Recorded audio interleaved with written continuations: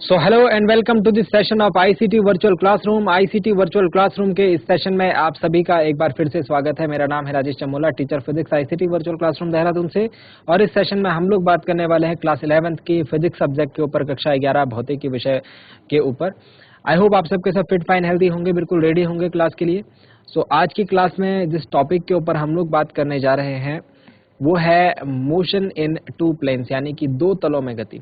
अब तक आपने जो भी गति पढ़ी है वो पढ़ा है वन डायमेंशनल मोशन, यानी कि एक विमा में गति। अब हम दो विमा में गति जो है उसको देखेंगे, यानी कि जो ऑब्जेक्ट होगा वो x एवं y अक्ष पर एक साथ गति कर रहा होगा। ठीक है, अभी वो सिर्फ किसी एक अक्ष के, किसी एक विमा के अनुदिश ना गति करके दो अक्षों के अनुदिश गति कर रहा होगा। इसको हम कहते हैं द्विविमीय मोशन, द्विविमीय गति, है ना, मोशन इन टू डायमेंशन। आज हम प्रक्षेप्य गति, प्रक्षेपण गति के बारे में पढ़ेंगे, प्रोजेक्टाइल मोशन के बारे में पढ़ेंगे, उससे रिलेटेड कुछ फॉर्मूलाज, कुछ फॉर्मूला का डेरिवेशंस भी देखेंगे, है ना, उनको समझने की कोशिश करेंगे। और न्यूमेरिकल्स भी अगर समय लगा तो आज की क्लास में हम लोग कुछ न्यूमेरिकल्स को भी करने की कोशिश करेंगे। तो चलिए, आई होप आप सबके सब रेडी होंगे। अपनी सीट पर बैठ जाइए, जो अपनी सीट्स पर नहीं बैठे हैं, और जो बैठ चुके हैं वो अपने कॉपी पेन निकाल लीजिए और टॉपिक लगा लीजिए आज का। चलिए चलते हैं स्मार्ट बोर्ड की स्क्रीन की तरफ और चलते हैं आज की क्लास से रिलेटेड इंपॉर्टेंट एंड इंटरेस्टिंग बातों को समझने के लिए। हम लोग आज बात करने जा रहे हैं प्रोजेक्टाइल मोशन की। मोशन इन टू डायमेंशन के अंतर्गत हम लोग बात करने जा रहे हैं प्रोजेक्टाइल मोशन की।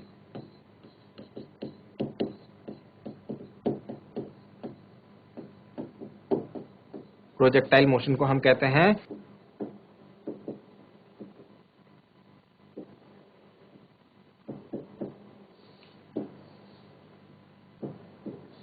प्रक्षेप्य गति।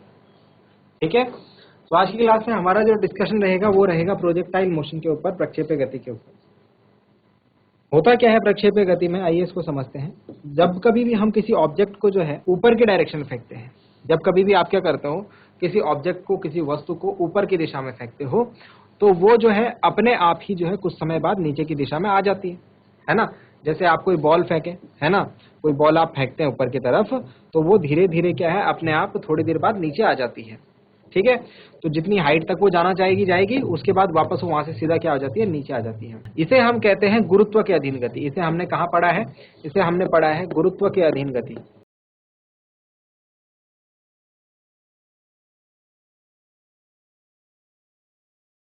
गुरुत्व के अधीन गति यानी कि motion under gravity. Motion under gravity क्या होता है कि जब किसी भी ऑब्जेक्ट को, ये पृथ्वी हमारी, ये क्या है, हमारी पृथ्वी, अर्थ। पृथ्वी का क्या होता है, अपना एक गुरुत्व का गुण होता है ना। गुरुत्वाकर्षण बल जो है हर किसी वस्तु पर एक कार्य करता है, पृथ्वी के आसपास जो भी रहती है, पृथ्वी के गुरुत्वीय क्षेत्र में जो भी रहती है। तो पृथ्वी का क्या टेंडेंसी रहती है कि हर वस्तु को अपने केंद्र की तरफ वो किसी एक बल से खींचता है। उसको हम कहते हैं mg। उस बल को कैसे फाइंड आउट करेंगे, आप mg से आप उसको फाइंड आउट करते हैं। अब जब हम किसी ऑब्जेक्ट को अपोजिट डायरेक्शन फेंकते हैं, ये पृथ्वी जो है गुरुत्वीय बल जिस दिशा में लगा रही है उसके विपरीत दिशा में हम अगर किसी वस्तु को फेंकते हैं, तो पृथ्वी क्या करती है, उस पर ऑटोमेटिकली जो है नीचे की डायरेक्शन में गुरुत्वीय बल जो है कार्यरत अभी भी करता है। तो जैसे हमने किसी वस्तु को फेंका 10 मीटर प्रति सेकंड के वेग से ऊपर, तो धीरे धीरे ऊपर जाएगा, इसका वेग कम होता जाएगा, 7 मीटर प्रति सेकंड, 5 मीटर प्रति सेकंड, 3 मीटर प्रति सेकंड, और एक पॉइंट ऐसा आएगा जब इसका वेग क्या हो जाएगा, 0 हो जाएगा। जब इसका वेग क्या हो जाएगा, 0 हो जाएगा। फिर क्या होता है, शून्य वेग जहां पर हो जाता है, यहां से वापस नीचे की तरफ, क्योंकि गुरुत्वाकर्षण बल इस पर सदैव कार्यरत रहता है, तो वापस ये नीचे की तरफ जो है बढ़ते हुए वेग के साथ गति करेगा। 3 मीटर पर सेकंड, 5 मीटर पर सेकंड, 7 मीटर पर सेकंड, और गिरने से ठीक पहले 10 मीटर पर सेकंड। ये बात हमने पढ़ी है। ठीक है, बट क्या होगा अगर हम किसी वस्तु को ऐसे ना फेंक करके ऐसे फेंकते हैं। देखिए जरा, ये बात तो हम सभी समझते हैं, गुरुत्व के अधीन गति कोई वस्तु किस प्रकार से करती है, ऐसे करती है। अब अगर हम किसी वस्तु को ऐसे नहीं फेंक रहे हैं, सपोज हमने किसी वस्तु को यहां से फेंका और सीधा ऊपर ना फेंक करके कुछ एक कोण पर हमने उसको फेंका, कुछ एक कोण बनाता हुआ, यहाँ पर एक्स अक्ष की दिशा के साथ, ये एक्स अक्ष नोट करा हुआ है, ये वाई अक्ष बना रखा है आपके। ठीक है, तो एक्स अक्ष की दिशा के साथ कुछ कोण बना करके हमने उसको फेंका, सीधा ऊपर नहीं फेंका, एक्स अक्ष की दिशा के साथ कुछ कोण बनाता हुआ हमने उसको फेंका। ठीक है, तो धीरे धीरे क्या होगा, थोड़ी देर बाद धीरे धीरे क्या होता है, ये ऑब्जेक्ट ऐसे जाएगा, ऐसे जाएगा, ऐसे जाएगा, ऐसे जाएगा, ऐसे जाएगा, ऐसे जाएगा, ऐसे जाएगा, ऐसे जाएगा, एंड एट लास्ट ये यहाँ पर गिर जाएगा। ये बात समझ में आ रही है। है ना। इसको थोड़ा सा और क्लोज करता हूं मैं, ऐसे जाएगा, ऐसे जाएगा, ऐसे जाएगा, ऐसे गिर जाएगा। ये बात समझ में आ रही है? जब कोई वस्तु इस प्रकार की गति करती है तो उसे हम वस्तु की प्रक्षेप्य गति कहते हैं। इस प्रकार की गति को हम क्या कहते हैं? प्रोजेक्टाइल मोशन कहते हैं, प्रक्षेप्य गति कहते हैं। ठीक है, तो अगर हमको प्रोजेक्टाइल मोशन की बात करनी होगी, तो हमें समझ में आ गया कि कौन से वाले मोशन, कौन से वाली गति की बात हमको करनी है। इस प्रकार की जो गति होगी जब हम किसी वस्तु को किसी कोण पर फेंकेंगे, एक्स अक्ष की दिशा के साथ किसी कोण पर फेंकेंगे, तो इसे हम कहते हैं प्रोजेक्टाइल। इसे हम कहते हैं प्रोजेक्टाइल, यानी कि प्रक्षेप्य, किसी वस्तु का प्रक्षेपण। ठीक है, और यहाँ पर ये जो इसका रास्ता है, इसको हम कहते हैं पाथ ऑफ ट्रेजेक्टरी। इसे हम कहते हैं पाथ ऑफ ट्रेजेक्टरी। ठीक है, तो सब चीजों को भी वन बाय वन समझेंगे। सबसे पहले हम लोग लिखते हैं डेफिनेशन प्रोजेक्टाइल मोशन की, कि प्रोजेक्टाइल मोशन होता क्या है। तो टॉपिक डाल लीजिए आज का, है ना, टॉपिक में हेडिंग डाल दीजिए क्या, प्रोजेक्टाइल मोशन। और हम लोग अभी जो है डेफिनेशन लिखना स्टार्ट करते हैं प्रोजेक्टाइल मोशन। चलिए इसको समझते हैं। जब किसी वस्तु लिख लीजिए, कण लिख लीजिए, है ना, पिंड लिख लीजिए, को पृथ्वी या तल के साथ किसी कोण पर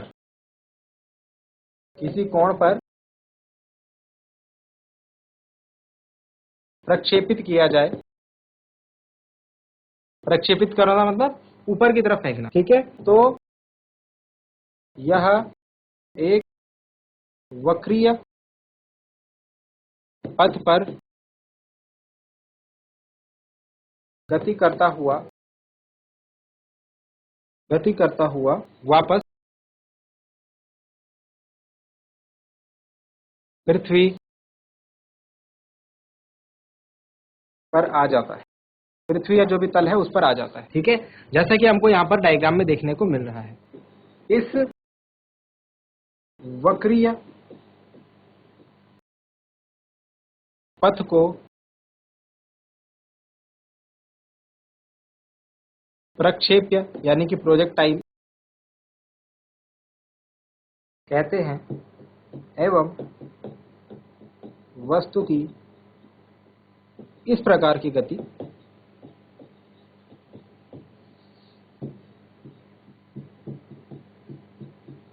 प्रक्षेप्य गति कहलाती है। तो ये प्रोजेक्टाइल, इसे आप जो है अपने वर्ड्स में लिख सकते हैं, कोई दिक्कत नहीं है, बट समझने में आपको समझ में आनी चाहिए बात कि गति किस प्रकार की। अब इसको हम फर्दर आगे जा करके और डिटेल में समझते हैं। तो इसको हम सेम चीज को आगे लेकर के जाते हैं, ठीक है, नेक्स्ट पेज पर, और वहां पर हम इसको समझते हैं दोबारा से कि क्या बात की गई। तो डेफिनेशन वगैरह हम सब लिख चुके हैं, इसको हटा देते हैं, है ना। और हम लोग अपने पॉइंट के ऊपर बात करते हैं कि जब कोई वस्तु प्रक्षेप्य गति में होगी तो वास्तव में क्या हो रहा होगा, वास्तव में क्या काम वहां पर हो रहा होगा। चलिए तो इस पॉइंट के ऊपर बात करते हैं, अपना थोड़ा डिस्कशन बेसिक। आज सबसे पहली क्लास है तो हम अपना डिस्कशन जो होगा बहुत बेसिक लेवल पे रखेंगे, ठीक है, और जो जो चीजें हम लोग समझेंगे वो बिल्कुल स्टार्टिंग से समझेंगे।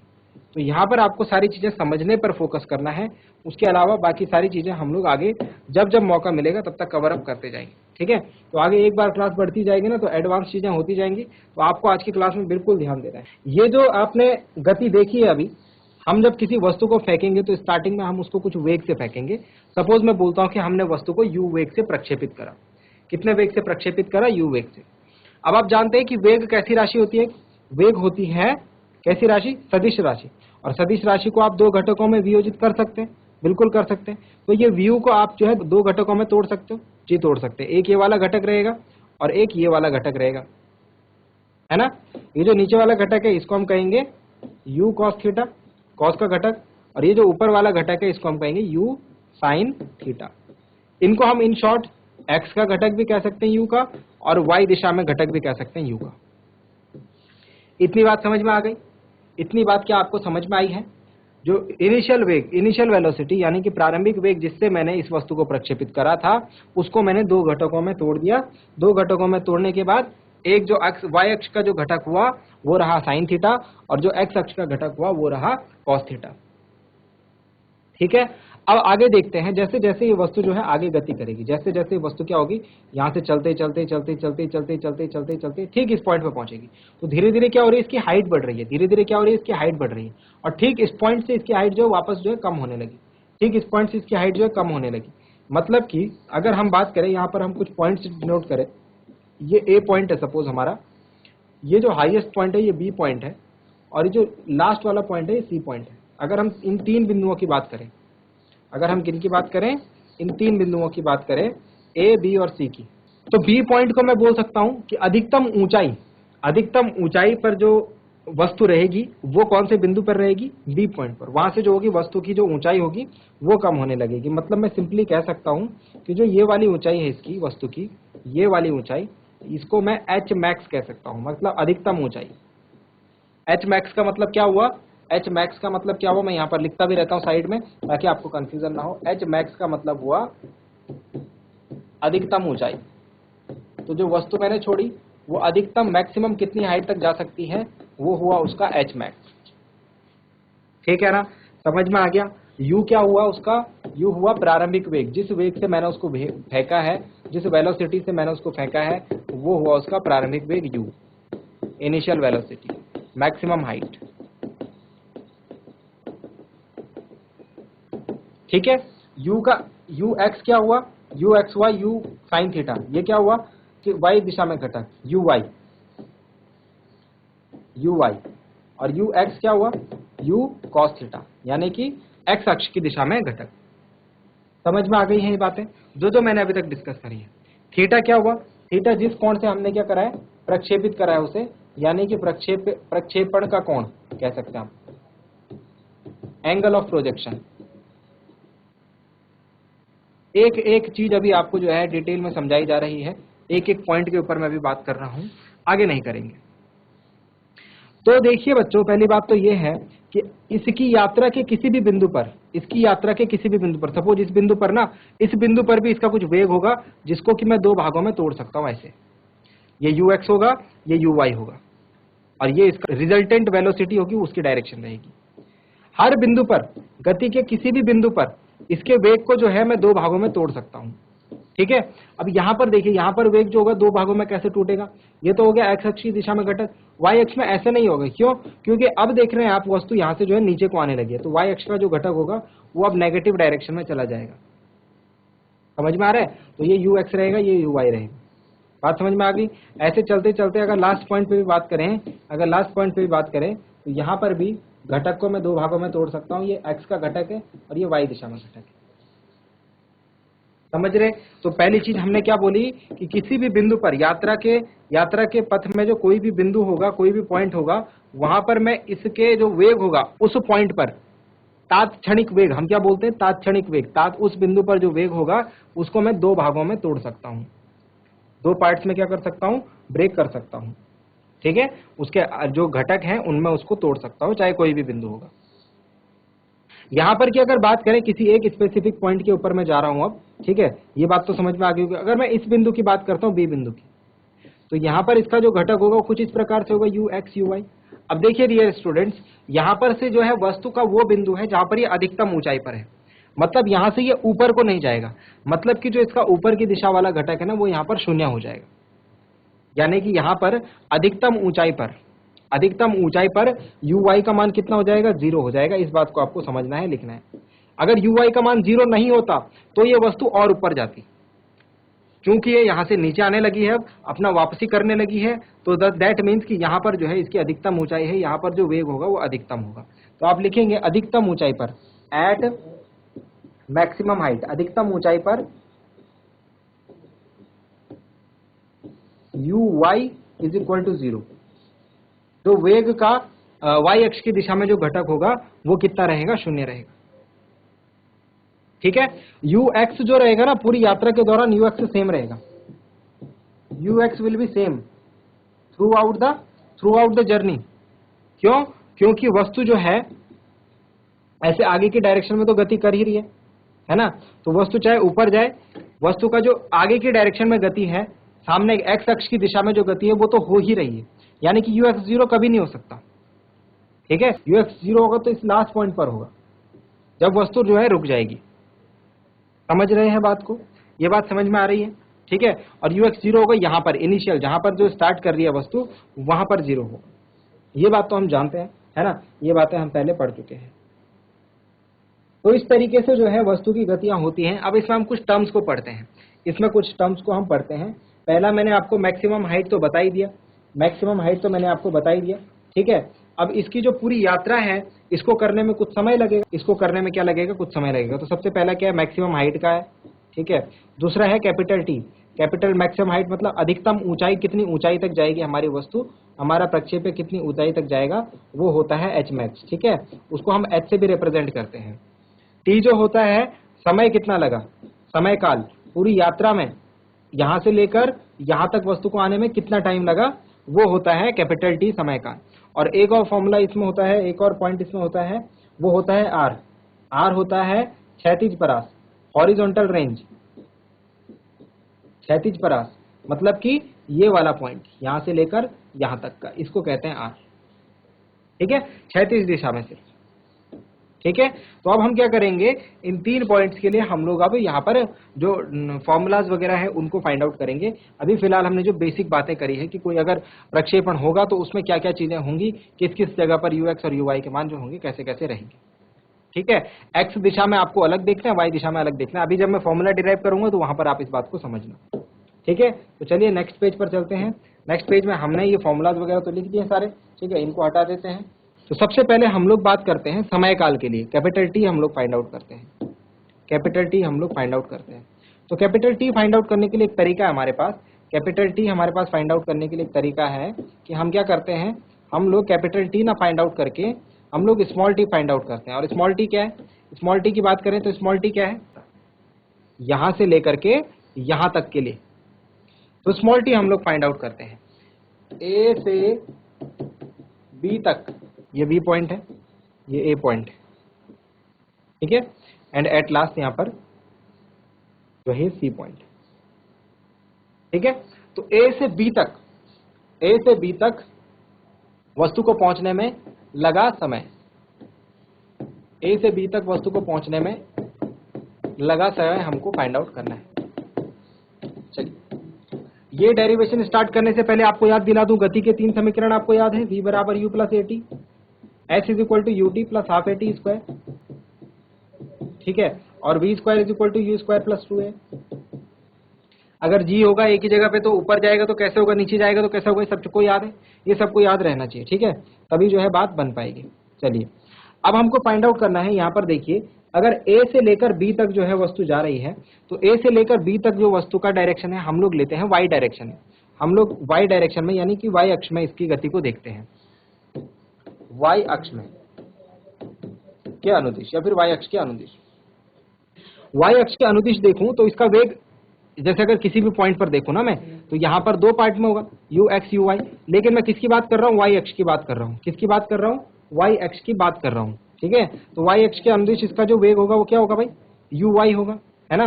y अक्ष के अनुदिश जो इसका वेग होगा uy होगा, तो uy is equal to u sine theta, ठीक है, जो इसकी इनिशियल वेलोसिटी होगी, ठीक। यहां से a से b तक की बात कर रहा हूं मैं, ठीक है, a से b तक की। अब नेक्स्ट चीज जो है इसका जो त्वरण होगा a की वैल्यू, y अक्ष में एक जो त्वरण की वैल्यू होगी वो क्या होगी, माइनस जी होगी ना, क्योंकि प्रत्येक ऑब्जेक्ट को हमने ये देखा है कि पृथ्वी जो है नीचे की तरफ खींचती है, तो गुरुत्वीय त्वरण कहाँ लगता है, अपोजिट डायरेक्शन में।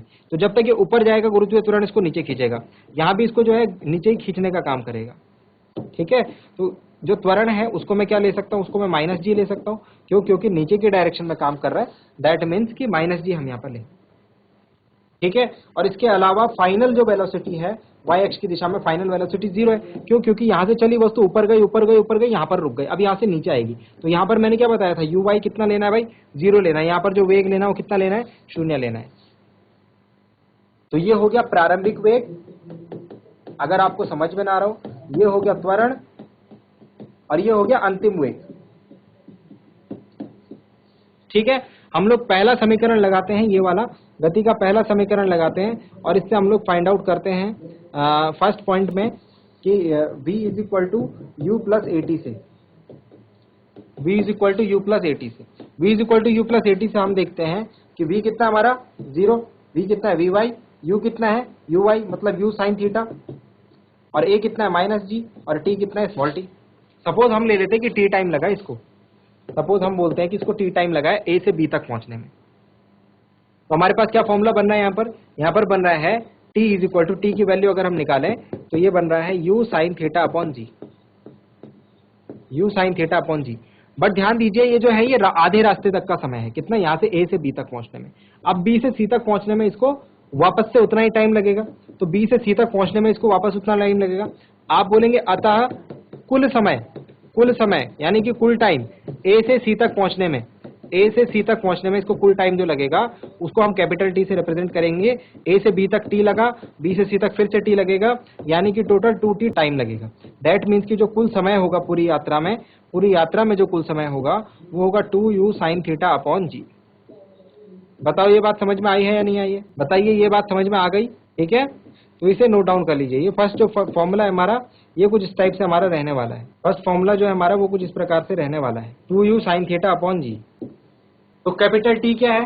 कैपिटल T जो है total time taken in the full journey, कुल यात्रा का जो समय है वो है capital T, 2u sin theta upon जी।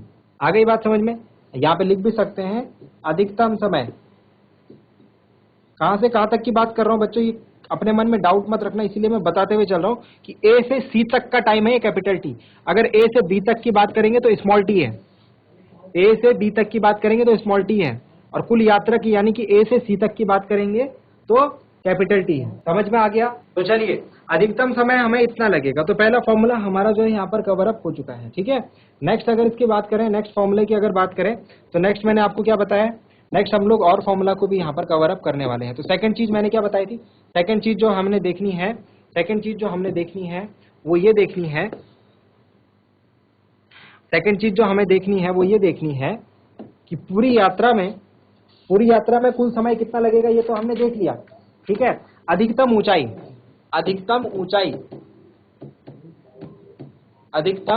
ऊंचाई जिस तक वस्तु पहुंच पाएगी, है ना, यानी मैक्सिमम हाइट एच मैक्स क्या होगा वो हमको फाइंड आउट करना है।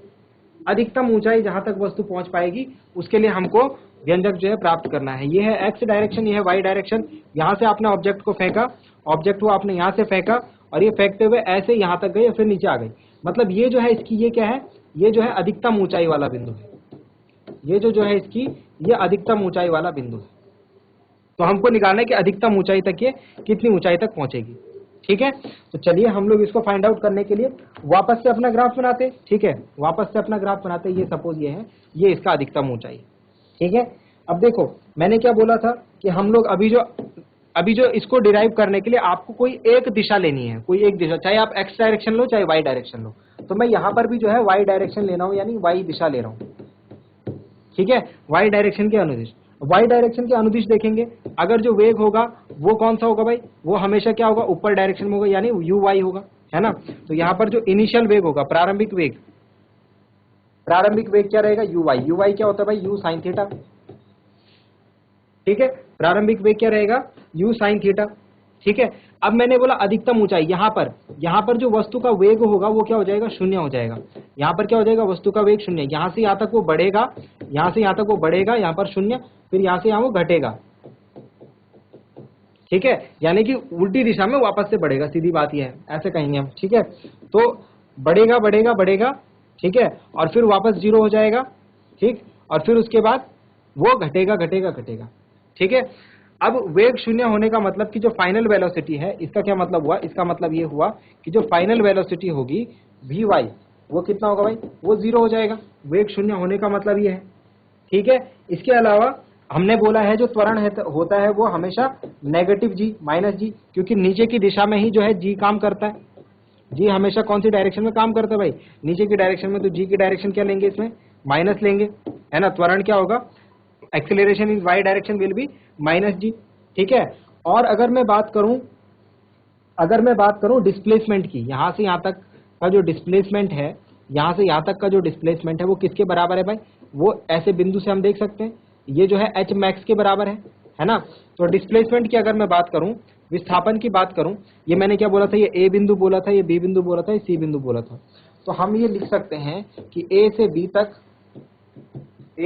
तक विस्थापन क्या होगा, ए से बी तक विस्थापन जो होगा वो अधिकतम ऊंचाई होगा, अधिकतम ऊंचाई के बराबर होगा, यानी कि एच मैक्स होगा। तो एस की जगह आप क्या रख सकते हो, एच मैक्स रखते हो। विस्थापन को हम लोग कैसे डिनोट करते हैं, एस से डिनोट करते हैं। अब जो फॉर्मूला वैल्यू रखो, फॉर्मूले में वैल्यू रखो। फॉर्मूला क्या है हमारे पास, फॉर्मूला है गति की समीकरण। गति की कौन सी समीकरण, गति की कौन सी समीकरण लगेगी भाई, यहाँ पर लगेगी v square is equal to you square plus 2s, v square is equal to you square plus 2s। v की वैल्यू ये रही, कितना है, 0 का स्क्वायर, ठीक है। उसके अलावा चलिए मैं v जो वैल्यूज हैं वो रख लेता हूँ। v की मतलब vy का स्क्वायर, u का मतलब uy का स्क्वायर प्लस 2ay और sy। वैल्यूज पुटअप कर लीजिए, vy ये रहा, uy ये रहा, ठीक है, ay ये रहा और sy ये रहा। चलिए फटाफट से वैल्यूज रख देते हैं, ठीक है। h मैक्स ना रख करके मैं यहाँ पर h रख रहा हूँ, सिर्फ इसकी जगह पर क्या रख रहा हूँ, h रख रहा हूँ। चलिए फटाफट से वैल्यूज पुटअप करते हैं और अपना आंसर निकालते हैं। देखिए आंसर क्या आएगा हमारा, vy कितना है भाई, 0 का स्क्वायर, ठीक है, uy कितना है, u साइन थीटा का स्क्वायर, ठीक है, प्लस 2 ay, a कितना है -g और s कितना है h, ठीक है, s कितना है h, sy लिखना था, ठीक है, s कितना है h। अब ये 0 हो जाएगा, ये हो जाएगा u square sine square theta, ठीक है, -2gh। अगर मैं यहाँ से h की वैल्यू निकालूं, अगर मैं यहाँ से h की वैल्यू निकालूं तो क्या ये नहीं आएगी, h इज इक्वल टू आएगा u square sine square theta upon 2g, u square sine square theta upon 2g। क्या ये आएगा या नहीं आएगा, बिल्कुल आएगा, है ना, बिल्कुल आएगा ये। तो इस तरीके से हम लोग क्या करेंगे, फॉर्मूलाज को डिराइव करेंगे। ये है अधिकतम ऊंचाई, ये किसके लिए है, अधिकतम ऊंचाई, जिस ऊंचाई तक जो प्रक्षेप है हमारा वो जा सकता है, जिस ऊंचाई तक हमारा प्रक्षेप जो है वो जा सकता है। एक और इसमें फॉर्मूला आएगा, वो आएगा लास्ट फॉर्मूला जो इसमें आएगा वो आएगा हॉरिजॉन्टल रेंज का। हॉरिजॉन्टल रेंज यानी कि क्षैतिज परास। क्षैतिज परास को कैसे फाइंड आउट करेंगे, देखो वापस से अपना रास्ता बनाते हैं, ठीक है। ये रहा वो ए पॉइंट जहां से वस्तु हम फेंकेंगे, यहां से वस्तु को प्रक्षेपित करेंगे, ऐसे गई, ये गई। तो ये रहा सी पॉइंट, ये रहा हमारा बी पॉइंट, ठीक है ना। अब हमने क्या बोला था, क्षैतिज परास। क्षैतिज परास जो होता है वो यहां से लेकर यहां तक की जो दूरी होती है एक्स अक्ष पर, उसे हम क्षैतिज परास कहते हैं। किसे कहते हैं, एक्स अक्ष पर जो दूरी, जो विस्थापन कह लीजिए, एक्स अक्ष पर जो विस्थापन होता है उसे हम क्या कहते हैं, क्षैतिज परास कहते हैं, ठीक है। तो अभी मुझे क्या करना है, अभी क्षैतिज परास के लिए सबसे पहले अगर डेरिवेशन करना है तो मैंने क्या बोला था, मैंने बोला था एक दिशा लेते हैं, चाहे आप वाई डायरेक्शन लो चाहे एक्स डायरेक्शन लो, लेकिन यहाँ पर जो मैं एक्स डायरेक्शन ले रहा हूँ इसको डिराइव करने के लिए, यहाँ पर मैं इसको डिराइव करने के लिए, इसको डेरिवेशन करने के लिए, इसको प्रूव करने के लिए एक्स डायरेक्शन ले रहा हूँ, ठीक है। अब एक्स डायरेक्शन में आप देखो भाई, ये कौन से वेग लेंगे हम, यू एक्स वाला वेग लेंगे, क्योंकि ऊपर के लिए हम यू वाई वाला वेग ले रहे थे वाई डायरेक्शन के लिए। अभी यू एक्स डायरेक्शन के लिए हम लोग कौन सा वेग लेंगे, यू एक्स वाला वेग लेंगे, यानी कि जो वेग होगा वो यू एक्स होगा। और यू एक्स आप जानते हैं क्या होगा, you x you cos theta. Initial वेग यानी प्रारंभिक वेग क्या रहेगा हमारा, यू एक्स रहेगा, ठीक है। प्रारंभिक वेग क्या रहेगा हमारा, यू एक्स रहेगा। त्वरण की बात करूं ए एक्स की, तो भाई एक्स डायरेक्शन में तो कोई त्वरण काम नहीं कर रहा ना, त्वरण तो ऐसे काम करता है, ऐसे, है ना, ऐसे में तो कोई त्वरण काम नहीं करता हमारा, है ना। जो गुरुत्वीय त्वरण है वो कैसे काम करता है, ऊपर से नीचे को, यानी कि यहाँ पर जो त्वरण है वो शून्य है, यहाँ पर जो त्वरण है वो क्या है, शून्य है। इसके अलावा अगर बात करें कि यहाँ से यहाँ तक का इसका कुल विस्थापन, यहाँ से यहाँ तक का कुल विस्थापन, ए से सी तक कुल विस्थापन, ए से सी तक विस्थापन, तो ए से सी तक अगर मैं विस्थापन देखूं, एस देखूं तो वो आर के बराबर है। एस देखूं तो वो किसके बराबर है, आर के बराबर है, एक्स अक्ष की दिशा में, है कि नहीं है। मैंने क्या बोला, यहां से यहां तक को हम क्या कहते हैं, क्षैतिज परास कहते हैं, आर कहते हैं। और विस्थापन भी तो यही होगा, होगा ही नहीं होगा। और टाइम कितना टाइम लगेगा यहां से यहां तक पहुंचने में, तो ये तो पूरा यात्रा का समय है। ये क्या है, पूरा यात्रा का समय है हमारा टी, कैपिटल टी, है ना। तो यहाँ पर क्या रखूंगा, टी की जगह क्या रखूंगा, कैपिटल टी रखूंगा। अब फॉर्मूला लगा लीजिए, अब अपना फॉर्मूला लगा लीजिए। फॉर्मूला क्या रहेगा हमारा, फॉर्मूला रहेगा, कौन सा फॉर्मूला लगाएंगे भाई, s is equal to u t plus half a t square से, s is equal to u t plus half a t square से हम लोग जो है इसको डिराइव करने का काम यहाँ पर करते हैं। तो s की जगह क्या आएगा एस एक्स, u की जगह क्या आएगा यू एक्स, हाफ a की जगह क्या आएगा A X T square, S X क्या आएगा भाई आर, यू एक्स क्या आएगा यू कॉस थीटा, t की वैल्यू क्या है भाई, t की वैल्यू हमने पीछे देखी कैपिटल टी है, तो कैपिटल टी यहाँ पर रख दो, ठीक है, अभी कैपिटल टी की वैल्यू पीछे से हम लोग नोट डाउन करेंगे। 1/2 ax की वैल्यू 0 है तो ये पूरा 0 हो जाएगा। ठीक है, तो इसको लिखने का तो कोई औचित्य नहीं बनता, ये वाला टर्म पूरा 0 हो जाएगा। r is equal to u cos theta. अब t की वैल्यू यहाँ से टेप लो, t की वैल्यू यहाँ से टेप लो, 2u sine theta upon g. क्या है? 2u sine theta upon G. तो 2u साइन थीटा अपॉन जी यहाँ पर रख लो, 2u sine theta upon G. ठीक है, तो ये बन जाएगा r इज इक्वल टू हमारे पास 2u square sine theta cos theta upon G. ठीक है, अब मैं क्या करता हूँ, इसको थोड़ा सा मॉडिफाई करता हूँ, इसको थोड़ा सा मॉडिफाई करता हूँ। एक तो ये फॉर्मूला मिलेगा आपको, ठीक है, 2u square sine theta cos theta upon G. एक आपको ऐसे मिलेगा u square 2 sine theta cos theta upon G. अब देखिए भाई, आप जानते हैं मैथ्स के आप स्टूडेंट होंगे, तो साइन 2 थीटा का जो फॉर्मूला होता है वो होता है 2 साइन थीटा कॉस थीटा। ठीक है, तो मतलब इस पूरे की जगह पर मैं क्या रख सकता हूँ, इस पूरे की जगह पर साइन 2 थीटा रख सकता हूँ। तो ये क्या बन जाएगा हमारा formula, r is equal to you square sine 2 theta upon G. तो दो फॉर्मूला है आपके पास, इधर you can use this one और you can use this one. ठीक है, you can use any of the formulas. Okay, तो दोनों फॉर्मूलाज यहाँ पर लिखे हैं, उनमें से आप किसी का भी यूज कर सकते हैं, किसी का भी प्रयोग कर सकते हैं। ये सूत्र है हमारा किसके लिए, हॉरिजॉन्टल रेंज यानी कि क्षैतिज परास के। आ गई ये बात समझ में, ये फॉर्मूला किसके लिए, तीनों फॉर्मूलाज मैंने आपको यहाँ पर डिराइव करके दिखाए आपके सामने। तो हमने आज की क्लास में जो फॉर्मूलाज पढ़े वो क्या क्या पढ़े, उनको जो है यहाँ पर नोट डाउन करते हैं हम लोग। ठीक है, हमने आज की क्लास में क्या पढ़ा, 3 फॉर्मूलाज, प्रक्षेप्य गति के अंतर्गत 3 फॉर्मूलाज जो कि इंपॉर्टेंट रहने वाले हैं, और नेक्स्ट क्लास में इनका ही हम लोग काम करेंगे। ठीक है, सबसे पहले हमने पढ़ा कि समय काल, टाइम पीरियड के लिए जो फॉर्मूला था t is equal to 2u sine theta upon G, 2u sine theta upon G. ठीक है, दूसरा फॉर्मूला हमने पढ़ा था अधिकतम ऊंचाई के लिए h, अधिकतम ऊंचाई के लिए हमने जो फॉर्मूला पढ़ा वो था h is equal to you square sine square theta upon 2g, u square sine theta upon 2g। और r के लिए हमने अभी अभी फॉर्मूला देखा, r के लिए अभी अभी हमने फॉर्मूला देखा u sine 2 theta upon g। ठीक है, u square sine 2 theta upon g। तो ये 3 फॉर्मूलाज जो हैं ये आपको याद रखने हैं, आगे न्यूमेरिकल हम लोग जो है इन्हीं के आधार पर करेंगे। बता देता हूं, ये समय काल के लिए फॉर्मूला है किसका, प्रक्षेप्य का,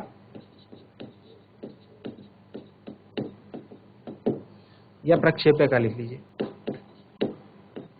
टाइम ऑफ प्रोजेक्टाइल ये है अधिकतम ऊंचाई के लिए, मैक्सिमम हाइट के लिए, वस्तु द्वारा अर्जित अधिकतम ऊंचाई मैक्सिमम हाइट, और क्षैतिज परास के लिए जो फॉर्मूला है ये फॉर्मूला है। तो अब हम जो क्वेश्चन करेंगे उसमें डायरेक्टली ये फॉर्मूलाज को हम जो है अप्लाई करेंगे। So dear students, I hope आपको जो बातें बताई गई वो आपकी समझ में आई होंगी, आपको इंटरेस्टिंग लगी होंगी और आपने ध्यान दिया होगा क्लास में। ये भी उम्मीद करता हूँ घर से आप इन चीजों को रिवाइज करके लाएंगे एक बार।